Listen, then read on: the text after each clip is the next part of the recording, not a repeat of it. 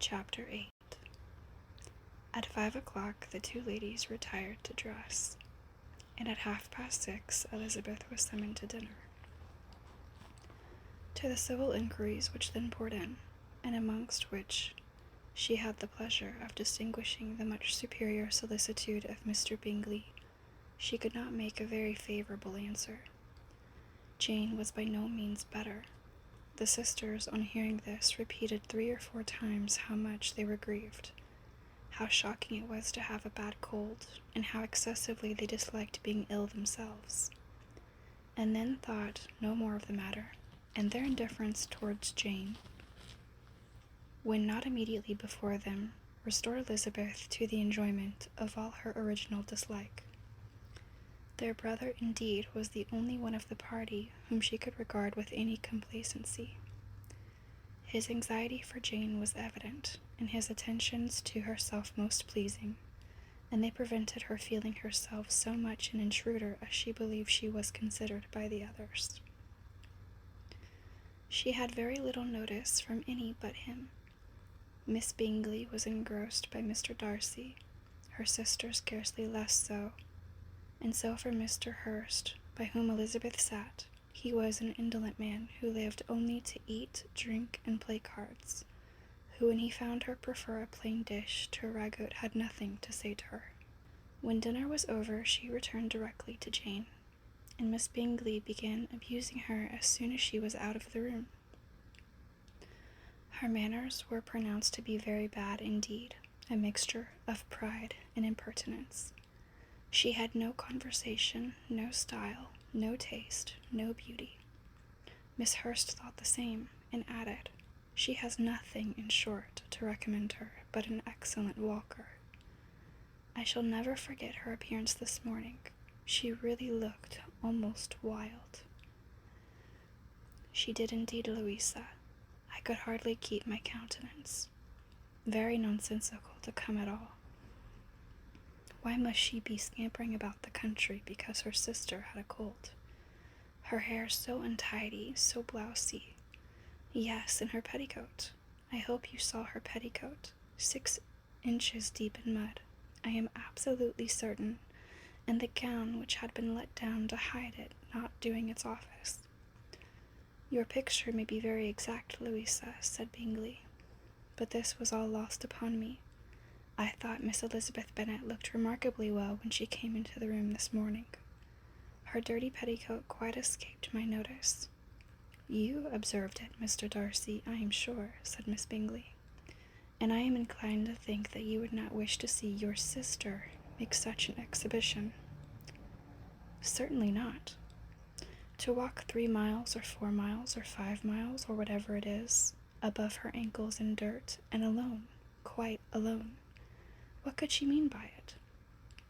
It seems to me to show an abominable sort of conceited independence, a most country town indifference to decorum. It shows an affection for her sister that is very pleasing, said Bingley. I am afraid, Mr. Darcy, observed Miss Bingley, in a half-whisper, that this adventure has rather affected your admiration of her fine eyes. Not at all, he replied. They were brightened by the exercise. A short pause followed this speech, and Miss Hurst began again. I have an excessive regard for Jane Bennet. She is really a very sweet girl, and I wish with all my heart she were well settled. But with such a father and mother, and such low connections, I am afraid there is no chance of it. I think I have heard you say that their uncle is an attorney in Meryton. Yes, and they have another who lives somewhere near Cheapside. That is capital, added her sister, and they both laughed heartily. If they had uncles enough to fill all Cheapside, cried Bingley, it would not make them one jot less agreeable, but it must very materially lessen their chance of marrying men of any consideration in the world, replied Darcy.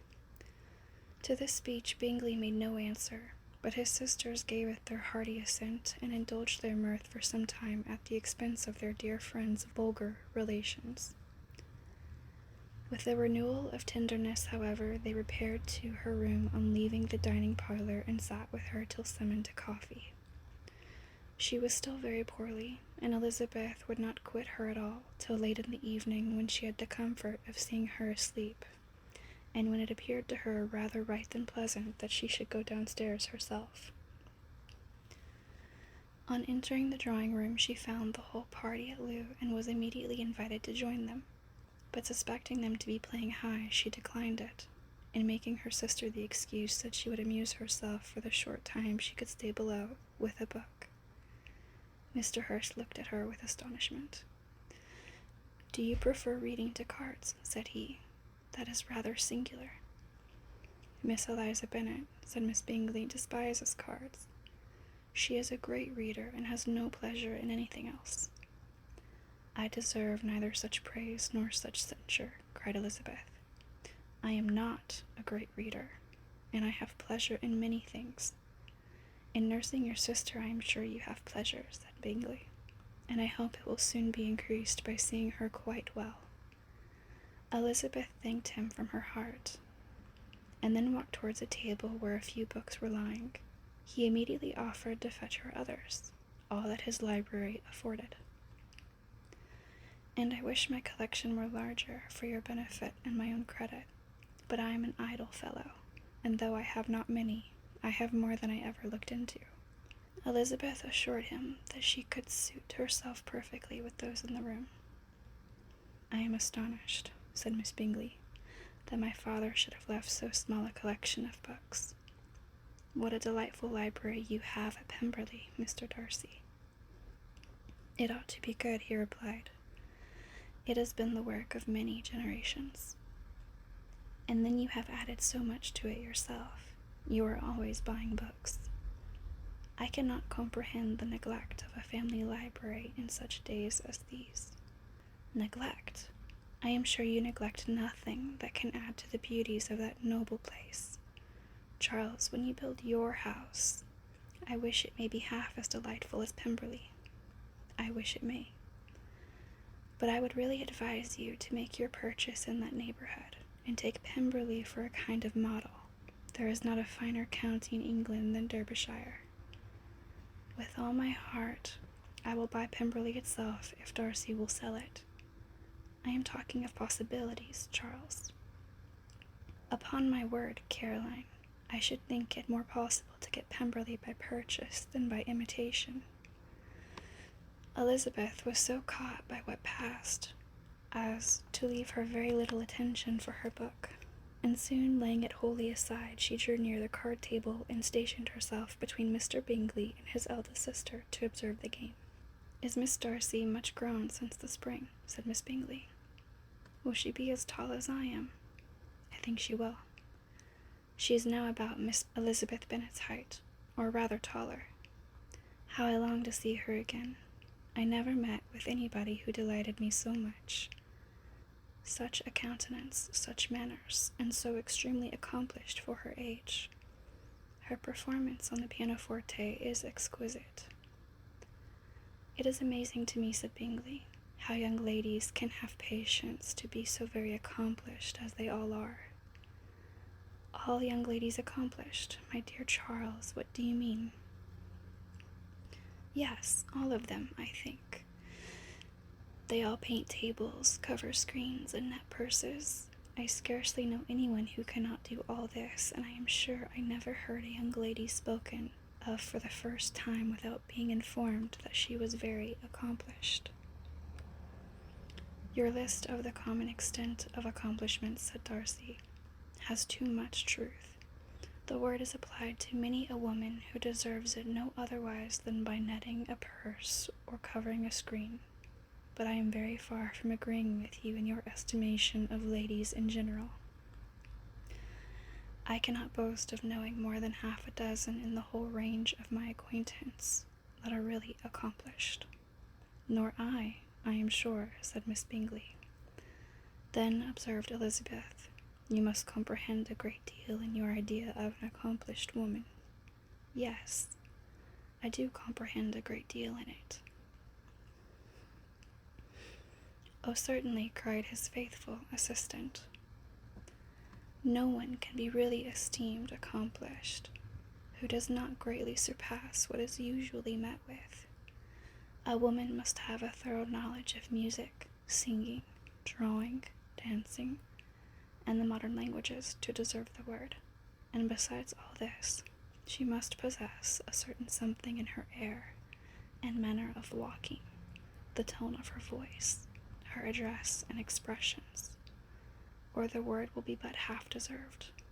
All this she must possess," added Darcy, "and to all she must yet add something more substantial in the improvement of her mind by extensive reading. I am no longer surprised at your knowing only 6 accomplished women. I rather wonder now at your knowing any. Are you so severe upon your own sex as to doubt the possibility of all this? I never saw such a woman. I never saw such capacity and taste and application and elegance as you describe united." Miss Hurst and Miss Bingley both cried out against the injustice of her implied doubt, and were both protesting that they knew many women who answered this description when Mr. Hurst called them to order with bitter complaints of their inattention to what was going forward. As all conversation was thereby at an end, Elizabeth soon afterwards left the room. "Eliza Bennet," said Miss Bingley when the door was closed on her, "is one of those young ladies who seek to recommend themselves to the other sex by undervaluing their own, and with many men I dare say it succeeds. But in my opinion it is a paltry device, a very mean art." "Undoubtedly," replied Darcy, to whom this remark was chiefly addressed. "There is meanness in all the arts which ladies sometimes condescend to employ for captivation. Whatever bears affinity to cunning is despicable." Miss Bingley was not so entirely satisfied with this reply as to continue the subject. Elizabeth joined them again only to say that her sister was worse, and that she could not leave her. Bingley urged Mr. Jones being sent for immediately, while his sisters, convinced that no country advice would be of any service, recommended and expressed a town for one of the most eminent physicians. This she would not hear of, but she was not so unwilling as to comply with their brother's proposal, and it was settled that Mr. Jones should be sent for early in the morning, if Miss Bennet were not decidedly better. Bingley was quite uncomfortable. His sisters declared that they were miserable. They solaced their wretchedness, however, by duets after supper, while he could find no better relief to his feelings than by giving his housekeeper directions that every possible attention might be paid to the sick lady and her sister.